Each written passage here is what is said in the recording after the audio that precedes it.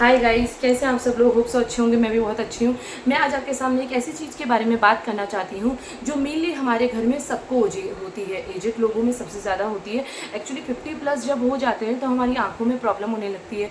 मतलब किसी किसी की प्रॉब्लम्स होती हैं, किसी किसी के नहीं होती है। पर जब हम चेक करवाते हैं तो हमें मोतियाबिंद निकलता है, कैटरेक्ट्स के जिसे बोला जाता है, तो वो निकलता है। तो इस वजह से एजेड लोगों को ज़्यादा प्रॉब्लम हो जाती है। तो मैं आपके सामने कुछ चीज़ें शेयर करना चाहती हूँ। एक्चुअली मेरे घर में खुद मेरी मदर इन लॉ हैं, उनको दोनों आइज़ में प्रॉब्लम है मोतियाबिंद की। तो अभी एक ऑपरेशन हो चुका है 28 जुलाई को, एंड सेकंड ऑपरेशन उनका हुआ है कल 4 सितंबर को। तो मैंने उनके साथ क्या चीज़ें मतलब देखी, क्या चीज़ें हम लोगों ने परहेज किया, कैसे हम लोगों ने उनकी आइज़ को सेट रखा, बिकॉज डॉक्टर ने भी बोला था इन्फेक्टेड नहीं होना चाहिए। तो कुछ चीज़ें हैं जो मैं आपके साथ शेयर करना चाहती हूँ। एक्चुअली मैंने भी बहुत ज़्यादा यूट्यूब पे सर्च किया था। ये वीडियो थोड़ा सा लंबा हो जाएगा, सो प्लीज़ आप देखिएगा, जिससे कि आपको आगे के लिए नॉलेज मिल पाए। तो फर्स्ट ऑफ ऑल हमने क्या देखा कि जब डॉक्टर के पास हम लोग कंसल्ट करने गए तो उसने चेकअप वगैरह किया, और प्राइवेट ही हम लोगों ने इनको दिखाया। तो चेकअप होने के बाद पता चला कि जो उनकी लेफ़्ट आइज़ है वो मतलब पर्दे के पास तक चली गई है।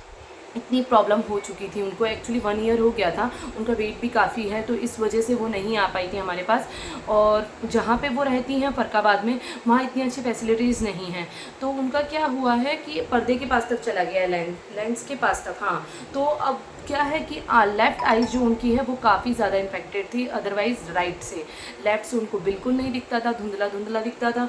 तो डॉक्टर ने बोला कि इनका तो भैया तुरंत करवाना पड़ेगा।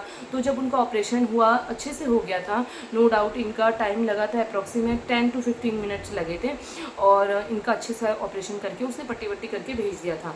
तो 29 जुलाई को जब हम दोबारा दिखाने गए 28 जुलाई के बाद में, तो हमें पता चला कि उनकी आइज़ टेस्ट हुई। आइज़ टेस्ट होने में उसमें बिल्कुल आइज़ उनको साफ दिख रहा था, बिल्कुल छोटे छोटे अक्षर भी डॉक्टर ने पढ़वाए बट साफ दिखाई दे रहे थे।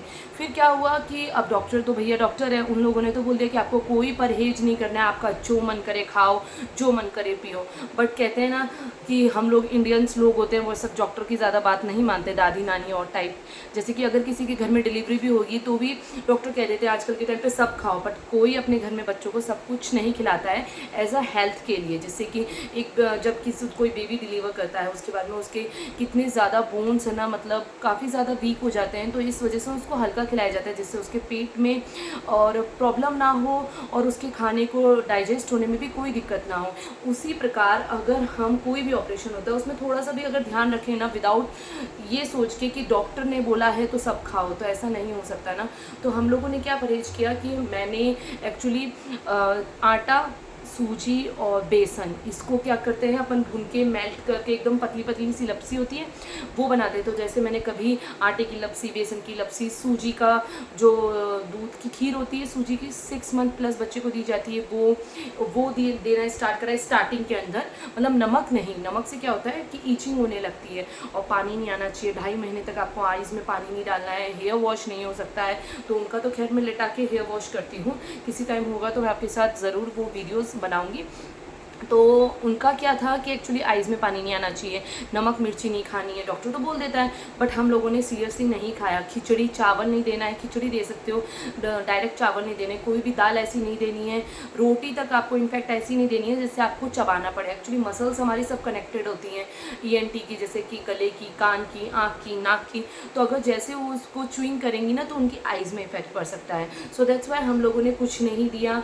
और अगर मैंने रोटी दी भी है तो एक्चुअली जैसे गरम गरम घिया की सब्ज़ी बन गई, आलू की सब्ज़ी बन गई, तो उसमें क्या करा है, रोटी को छोटे छोटे टुकड़ों में काट करके रख दिया, थोड़ी देर ढक के रखा जिससे स्टीम से वो सॉफ्ट हो जाती हैं। उसके बाद में वो जो अपना होता है, क्या बोलते हैं उसे, पाव भाजी मैशर, उससे मैंने अच्छे से मैश किया। एक्चुअली मैं अपनी बेटी को वैसे ही खाना खिलाती हूँ, तो मैंने उनको वैसे देना स्टार्ट किया। 10-15 दिन तक मुझे इतना परहेज करना पड़ा उनका, और उसके बाद में फिर मैंने उन्हें नॉर्मल खाना दिया। बस ये मसाला को थोड़ा सा ध्यान रखिएगा, मसाला नहीं होना चाहिए। अब हमारा क्या हुआ है, 4 सितंबर को कल इनकी दूसरी आँख का ऑपरेशन हुआ, तो उसमें ज़्यादा राइट आइज़ में इसमें ज़्यादा दिक्कत नहीं थी। तो डॉक्टर ने क्या करा, कम सुन किया। तो कम सुन होने के बाद इनके बहुत ज़्यादा पेन होने लगा है। तो कल तो मम्मी जी पूरा दिन मतलब दर्द में करहा रही थी, इतना दर्द था, पर कुछ नहीं कर सकता कोई। अब अभी डॉक्टर के गए हैं लेकर उन्हें इंस्टेंट, क्योंकि उसने बुलाया था कि चेक करेंगे। और हाँ, सबसे ज़रूरी बात मैं बताना आपको भूल गई हूँ, इसको क्लीन भी करा जाता है आइज़ को। एक बाउल लेना है, उसमें पानी गर्म करा, 10 मिनट तक पानी गर्म करना है आपको। एक गिलास, एक रुई ली, रुई का इतना सा खोआ होता है वो बना दिया, अदरवाइज़ बाहर से आपको कॉटन ब्लेंड मिल जाते हैं, वो आपने लिए, उसमें उसको डिप कर दिया, बॉइल्ड होने दिया, फिर उसको गैस को बंद कर दिया, ऑफ कर दिया, थोड़ा ठंडा हो जाए, उस रुई को निकाल के अच्छे से निचोड़ना, उसमें पानी नहीं रहना चाहिए क्योंकि आइज़ में पानी नहीं जाएगा, अच्छे से निकाल के फिर उसके बाद में उनकी आइज़ हम लोग इधर धीरे धीरे से क्लीन करते हैं। एक्चुअली जो आइज़ में सोने के बाद में वो जो चिपक जाती है, क्या बोलते हैं उसे, गंदगी सी चिपक जाती है, हमारे यहाँ तो डीट बोला जाता है, बट अदरवाइज़ आपके यहाँ क्या बोला जाता है वो देखिएगा। तो वो क्या होता है, क्लीन हो जाती है। अगर आपके पास दवाई वो देते हैं डॉक्टर, वो डालो, उससे क्लीन कर दो, अदरवाइज़ उसको इतना निचोड़ना है, बिल्कुल पानी नहीं जाना चाहिए। इन चीज़ों का थोड़ा सा ध्यान, हैंड वॉश होने चाहिए, तब भी दवाई डालो हैंड वॉश करके डालो, तो ये चीज़ों का हम लोगों ने बहुत ज़्यादा ध्यान रखा है। अब आई होप सो अगर आज मम्मी जी आएँ तो डॉक्टर उनको बोल दे कि हाँ आप बिल्कुल ठीक हैं, आँखें दोनों सही हैं, तो हमारा परहेज़ अच्छा चलेगा। तो ये है कि बहुत ज़्यादा ध्यान रखना पड़ता है क्योंकि इनकी एज क्या हो जाती है, अब एक एज पे आके सब जने बच्चे बन जाते हैं। इनफैक्ट हम भी ऐसे ही होंगे, जब कभी हमारी एज होगी तो हम भी बच्चे जैसा बिहेव करेंगे। तो इनका थोड़ा सा ये है, जो भी बड़ा है घर में अगर उसका ऑपरेशन हो रहा है तो बाकियों का फ़र्ज़ बनता है कि उनका थोड़ा ध्यान रखें। हाँ, नीचे निगाह करके नहीं नहाना है, ऊपर नहीं एकदम आँखें करनी है, लाइट का ध्यान रखना है, चश्मा पहन के रखना है जो डॉक्टर देते हैं, धूप में नहीं जाना है, डस्ट नहीं लगनी चाहिए, डायरेक्ट हवा नहीं लगनी चाहिए, एसी में भी अगर आप लेटाएं गर्मी नहीं लगनी चाहिए, पसीना नहीं आना चाहिए। अगर आप डायरेक्ट एसी में भी लेटाते हैं तो डायरेक्ट क्या है, एसी के सामने मत लेटाइए, जहाँ एसी की हवा नहीं आ रही है और ठंडा वेदर है वहाँ लेटाइए।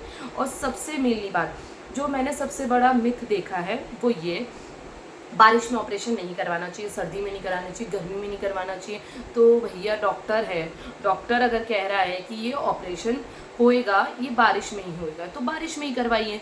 ये कोई ऐसा नहीं है, एक्चुअली हमारे यहाँ पे भी बहुत बोला जाता है बारिश में मत करवाओ, गर्मी में मत करवाओ, इसमें मत करवाओ, बट ऐसा कुछ नहीं है। आपके अंदर इतनी हिम्मत होनी चाहिए कि जिसका ऑपरेशन हो रहा है, ऑपरेशन तो डॉक्टर 10 मिनट में कर देता है, उसके बाद में उनका जो ध्यान रखा जाता है वो हमारी रिस्पॉन्सिबिलिटी होती है, क्योंकि हमें भी देखना है आगे चल के अपनी भी लाइफ ऐसी होने वाली है या कैसी होएगी भगवान जाने।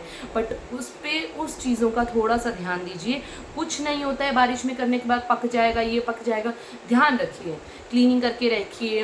हर दिन में 2 बार क्लीनिंग होती है, मुंह को वाइप से वॉश कर पहुँचना है क्योंकि पानी नहीं जा सकता। हेयर वॉश लेट के करवाइए, अगर कोई है घर में, नहीं तो किसी को बुला लीजिए, हेयर वॉश लेट के कराइए क्योंकि 2.5 महीने तक सर में भी गंदगी हो जाएगी। तो 2-3 चीज़ों का आपको ध्यान रखना पड़ेगा। और अगर आपको ये वीडियो मेरा पसंद आया, ऐसे लगा, एक्चुअली ये वीडियो मैंने बिना ब्रेक करे बनाया है, वो तो आपको पता ही चल रहा होगा, और मैं स्पीड में फटाफट बोल रही थी। और अगर आपको मेरी इस वीडियो से कोई भी इन्फॉर्मेशन मिले या कोई भी मतलब आपकी क्वेरीज़ वगैरह कुछ हो तो प्लीज़ मुझे कमेंट बॉक्स में बताइएगा। और कोई भी अगर आपको इससे मुझे आपकी हेल्प कर पाई हूँ तो प्लीज़ लाइक बटन पर क्लिक कर दीजिएगा। Okay, till then bye.